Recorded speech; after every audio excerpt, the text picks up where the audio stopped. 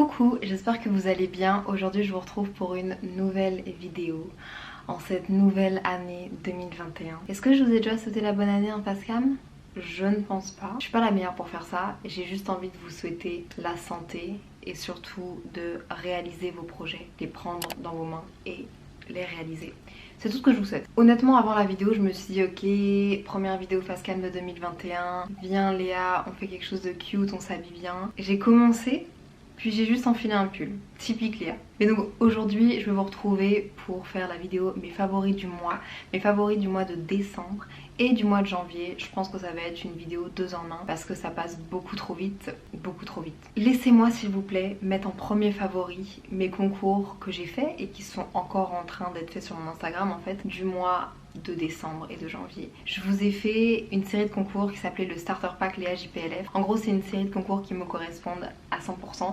Je vous ai proposé une boutique locale, des Converse, un appareil photo argentique et une box Friperie. Franchement je suis trop contente de ces concours et là un dernier concours va être en ligne. Je pense que il manque quelque chose. Il manque quelque chose à mon Starter Pack. Mais j'ai du mal à... Vous avez trouvé? Vous irez voir ça sur mon Instagram, mais ce concours-là, il sera de moi à vous. Et voilà.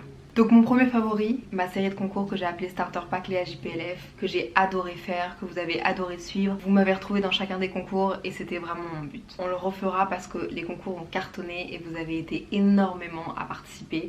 Merci beaucoup. Mon deuxième favori du mois, il faut absolument que je le mette dans cette vidéo. C'est très émotionnel, c'est pas quelque chose de matériel, mais c'est juste Paris.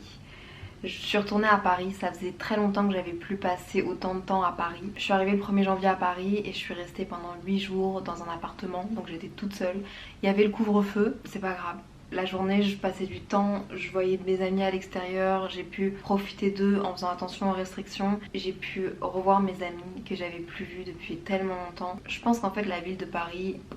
mais c'est plutôt les gens qui y a là-bas. Honnêtement c'est très rare pour moi que je croise des gens durant cette pandémie, je fais super attention. À Montréal en 3 mois j'ai vu 3 personnes. À Bruxelles en 1 mois j'ai vu également 3 personnes, qui est quand même un peu triste mais c'est pas grave, c'est comme ça pour tout le monde, on doit faire attention. Mais en tout cas à Paris j'ai pu avoir un appartement, respecter le couvre-feu mais en même temps voir mes amis. Je sais pas ce qui me lie à la ville de Paris, j'aime Paris, je trouve que Paris c'est beau, mais est-ce que je me vois vivre à Paris? Si on m'en offre l'opportunité, oui. Si un jour je peux, oui. Mais je pense que c'est vraiment le lien que j'ai avec ces personnes. J'ai rencontré des gens de mes 15 ans à mes 18 ans à Paris. Et sans vouloir flatter leur ego, j'ai un attachement à ces personnes-là. Je sais pas comment l'expliquer. Et voilà. Je voulais absolument le mettre dans mes favoris parce que j'ai vraiment eu ce petit truc de...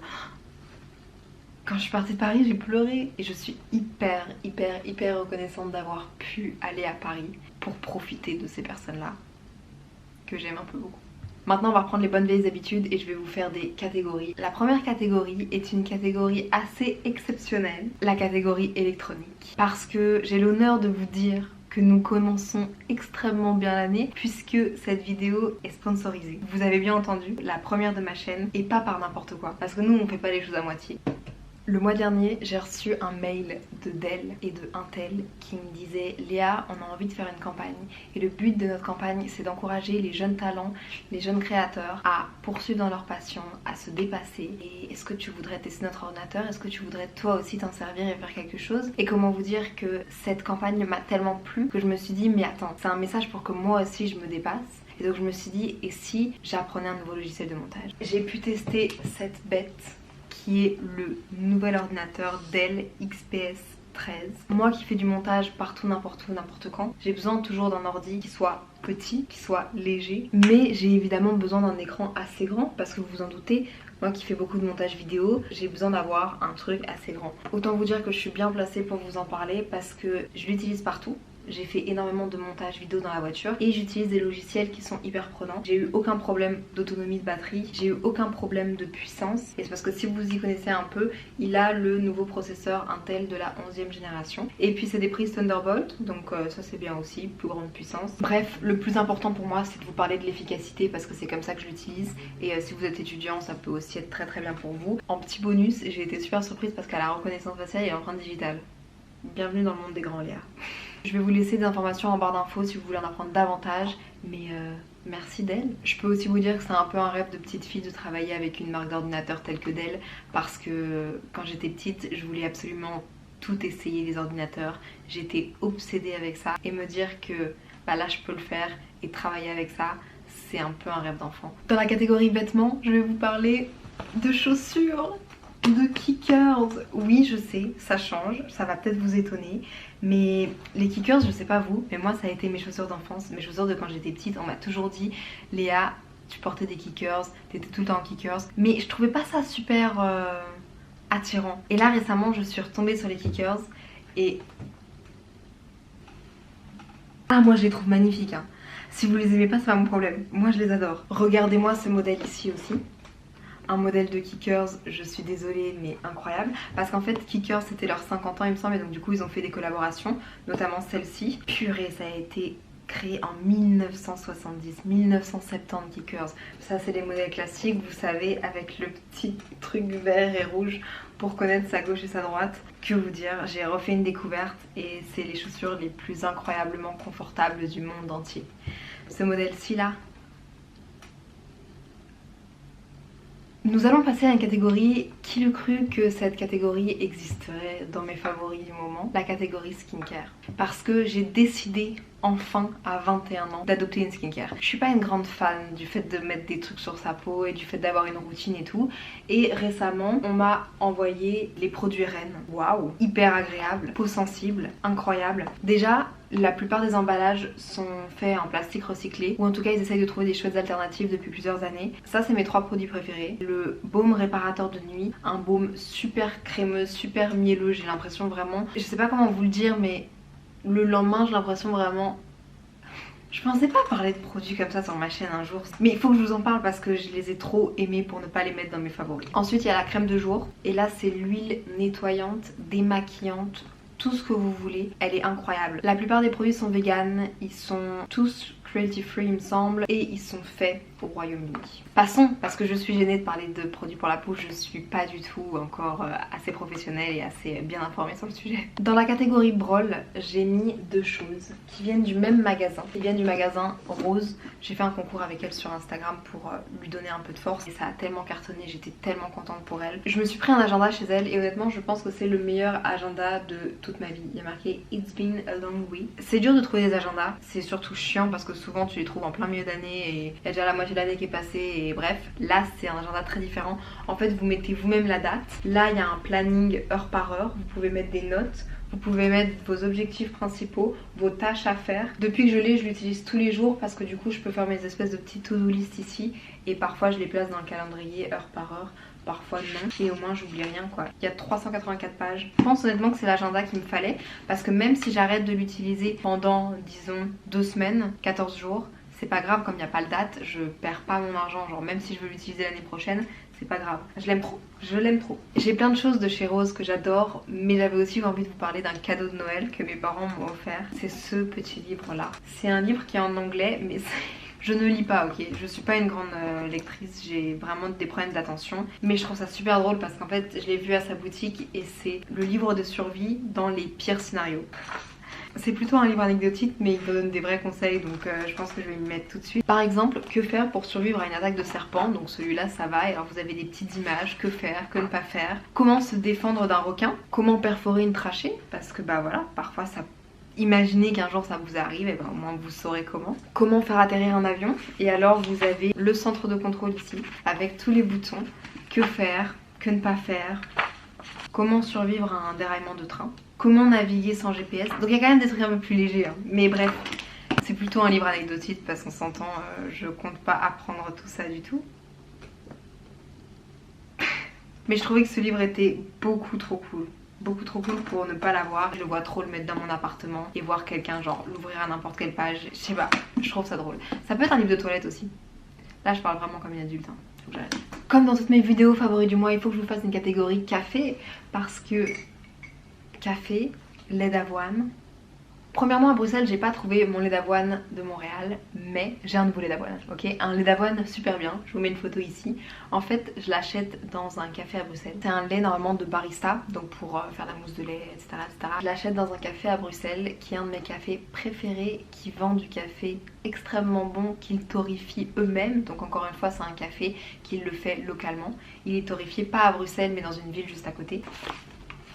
C'est le café Belga & Co. D'habitude je vous fais découvrir des cafés à Montréal. Je sais que c'est difficile pour vous d'y avoir accès, de pouvoir les goûter. Comme d'habitude je vous encourage vraiment à aller acheter vos grains de café dans les cafés directement. En plus dans ce genre de café là, ils vont moudre eux-mêmes votre café à la bonne taille, ça je vous le dis à chaque fois. Ça sert à rien d'aller acheter votre café en supermarché. Allez là. Parfois ils ont des bons prix.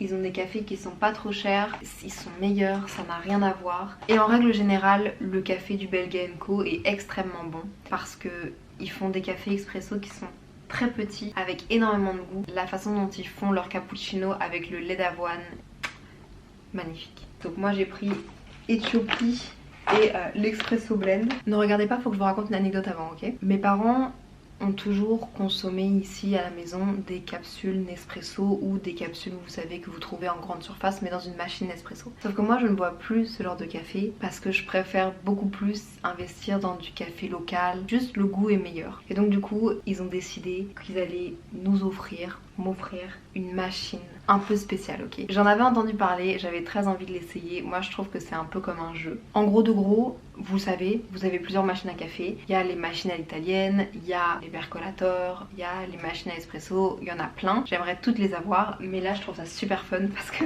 oui, ma passion maintenant c'est de faire du café. Ma passion c'est ça. En gros c'est une machine à café filtre mais manuelle. Moi c'est comme ça que je la vois et ça s'appelle un dripper. Vous avez une bouilloire, vous venez mettre l'eau dedans, elle chauffe. Ensuite vous avez ce récipient là en verre qui est une cafetière donc pour venir servir votre café et le café va directement couler dedans. Vous mettez un dripper au dessus, ok. Ensuite vous venez mettre votre filtre dedans.